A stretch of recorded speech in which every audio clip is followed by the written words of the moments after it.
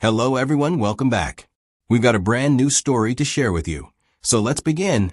My name's Jeremy. When my wife's brother showed up and started using my equipment without even asking me. At first, I thought it was just a misunderstanding, but I quickly realized I needed to draw the line and put my foot down. What I didn't expect, though, was how both my wife and her brother would react to that. Things got dark way faster than I ever thought they would. And to really understand how everything went downhill, I need to take you back to how things were before all this even began. I've been married to my wife, Maria, for 6 years now. At first, things were okay, normal ups and downs, like any couple. But for the last 2 years, honestly, it hasn't been what I expected or hoped for. Things changed, and not in a good way.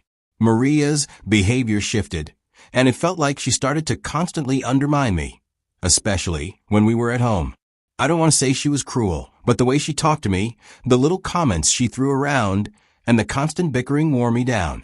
It was like no matter what I did or said, I was never really respected in the way I wanted.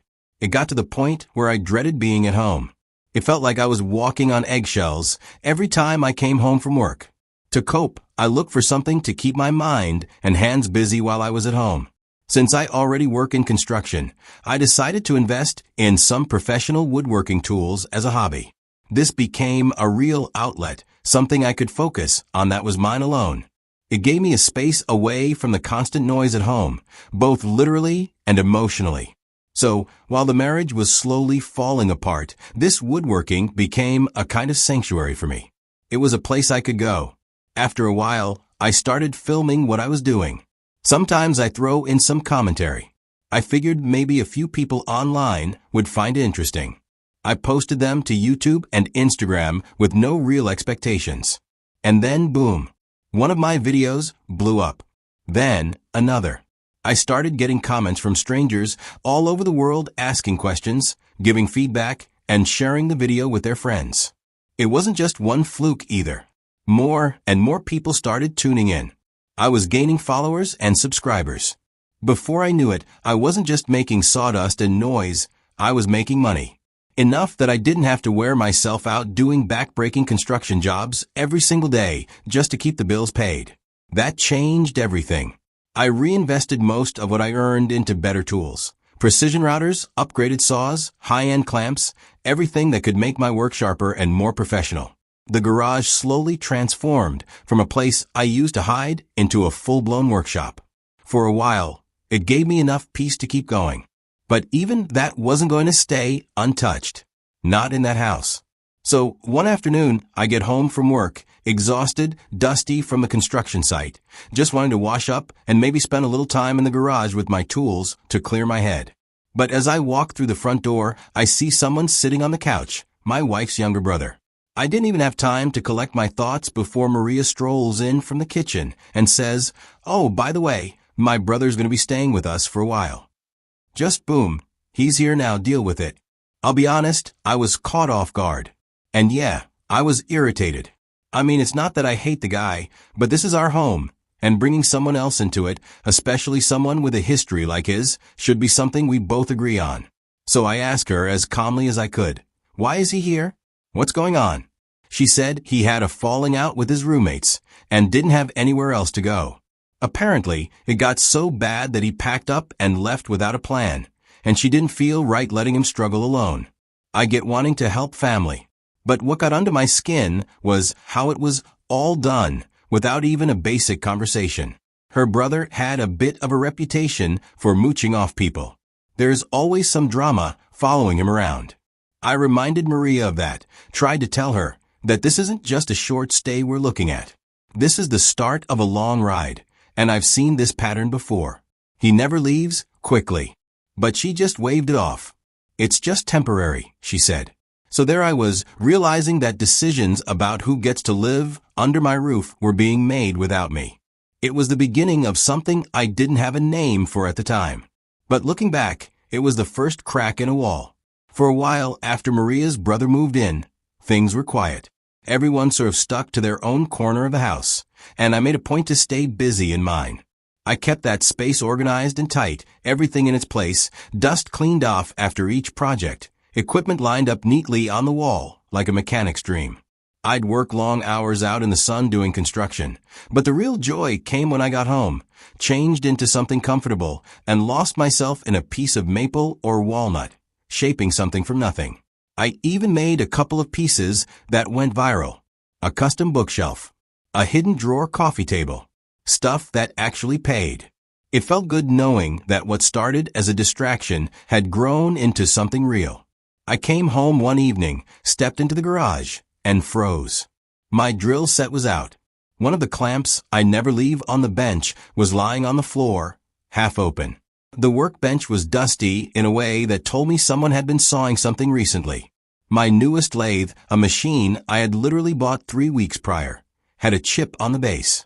Nothing huge, but noticeable. It was like walking into your house and seeing someone else had slept in your bed. My heart dropped. Then it burned. I walked into the living room and found Maria's brother on the couch, scrolling through his phone. I asked him if he'd been in the garage. He looked up and said, "Yeah, I was just checking out some of your tools. You got a lot of cool stuff in there." I didn't raise my voice, but I didn't sugarcoat it either. I told him flat out, "Don't touch my tools again." I made it clear that I'd spent years building up that space, that equipment wasn't cheap, and it wasn't for messing around. He blinked like I'd just insulted him and said, "Chill out, man.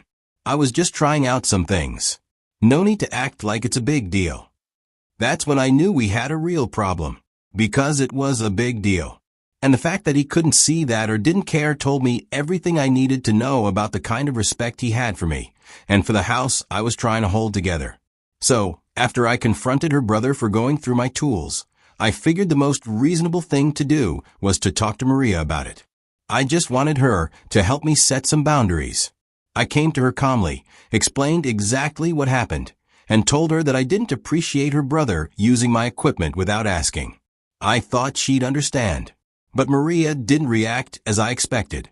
Instead of listening, she went on the defensive like I had just insulted her entire family.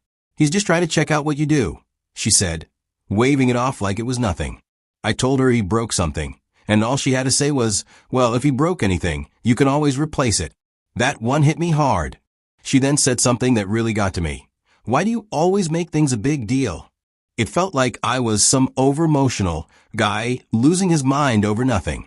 For her, I was blowing things out of proportion just because I wanted my space respected. I stood there, trying to make her understand, but every word out of her mouth made it clear. She wasn't interested in hearing me out. She had already chosen a side, and it wasn't mine. At that point, I had to be firm. I looked her in the eye and said, "Tell your brother to stay away from my things." I meant every word. I wasn't going to sit back and keep pretending like I was okay with this. I thought this would be the end. Turns out it wasn't. Months passed, but nothing really changed. The promise that Maria's brother was only staying for a while turned out to be just that, a promise. He didn't move out. In fact, if anything, he got more comfortable. It got to a point where it was no longer just about him living under our roof. It was about him slowly taking over space that wasn't his to begin with. I'd come home after a long day, and once I got into the garage, things were moved around.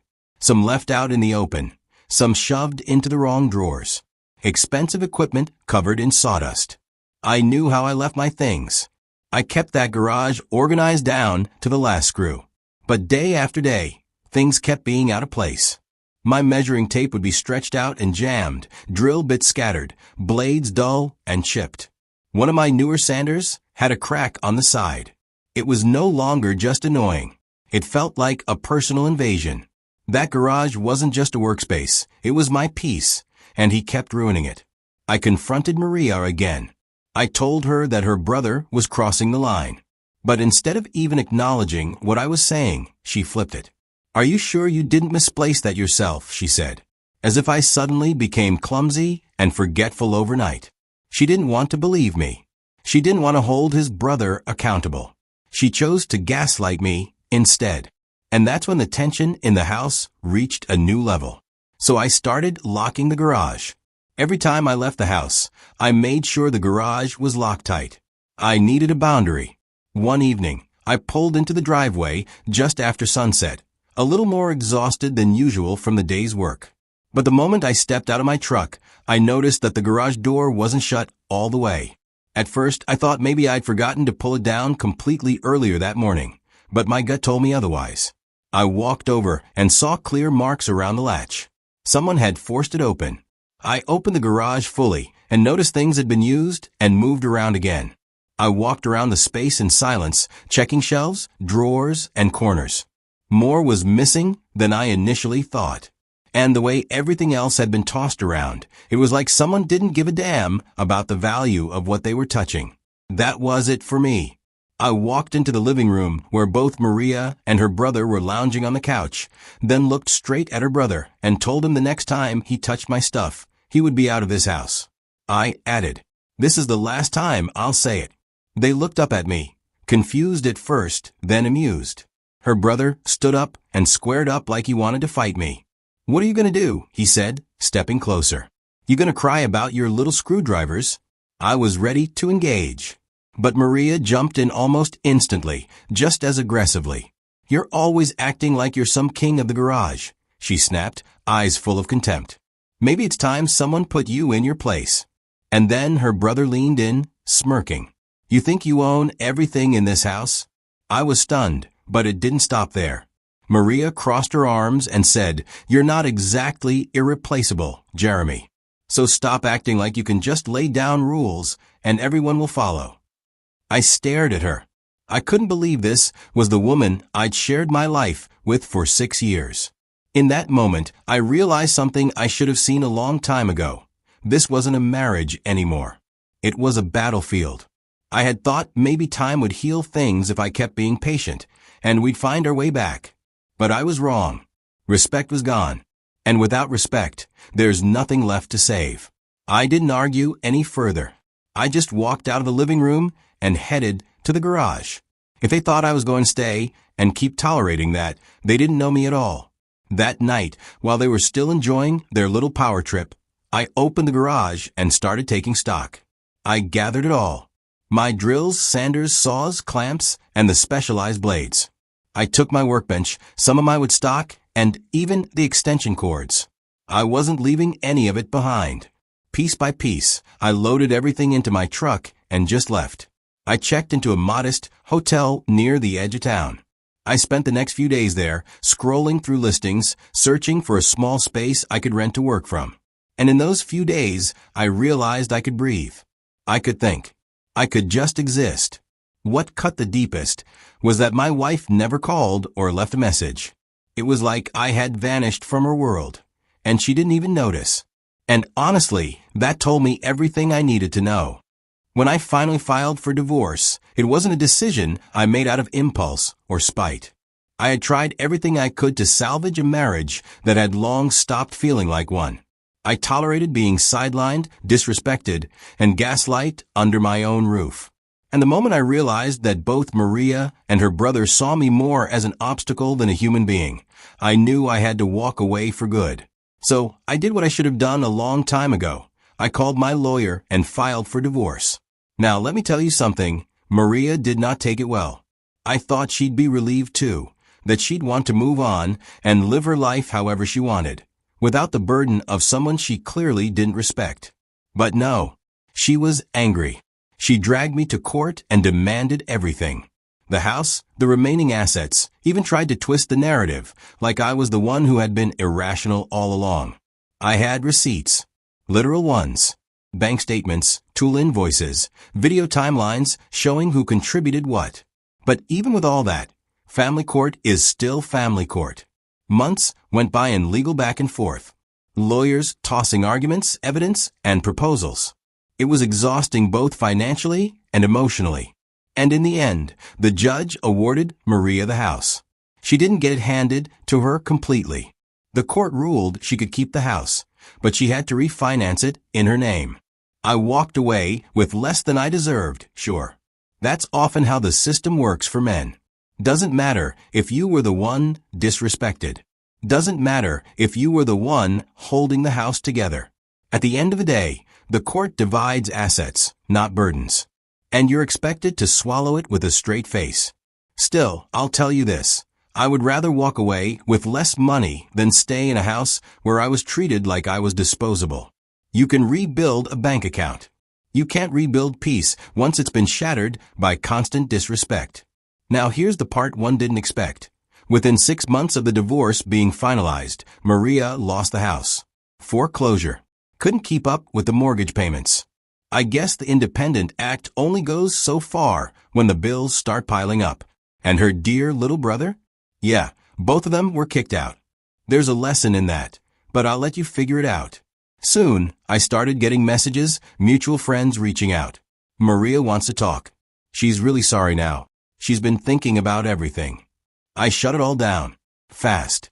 I didn't go through all that pain just to circle back to it out of loneliness or guilt. I don't care how bad things got for her afterward. I made peace with my choice the moment I stepped out. And let me tell you, nothing is worth going back to a life where you're constantly made to feel small. So no, I didn't win everything in court, but I got my peace. And that's more valuable than any house or settlement will ever be. So that's where everything landed. Honestly, it still feels surreal sometimes when I look back at it all. But there's peace now. I didn't know I was missing for years until I finally stepped away from all that chaos. If there's anything I want someone out there to take from this story, it's this. Value yourself before someone else decides you're replaceable. Because once they do, they will treat you like you're just another piece of furniture in the room, something they can lean on, kick around, ignore, and replace whenever it suits them. I stayed in that house for years, thinking I could wait out the storm. That if I just kept the peace, maybe things would get better. But here's the truth, they didn't. They got worse. Respect is not something you can beg for. Once someone starts making you feel like your presence is optional, you owe it to yourself to ask, why am I still here? And for anyone wondering if I regret leaving, no. I regret not leaving sooner. That was the best decision I made for myself in a long time.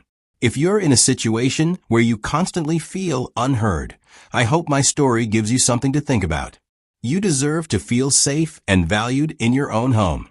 You deserve a partner who defends you, not one who joins the attack. And most importantly, you deserve to feel like your space is your own. Now I'm curious, what would you have done if you were in my shoes? Would you have left earlier? Confronted things differently? Maybe handled it with more patience or less? I'd really like to hear your thoughts, so feel free to drop a comment below. I read them all. Thanks for sticking with me through this one. If this story resonated with you or made you think, don't forget to like the video and subscribe to the channel. Take care of yourselves and don't settle for being disrespected. Ever.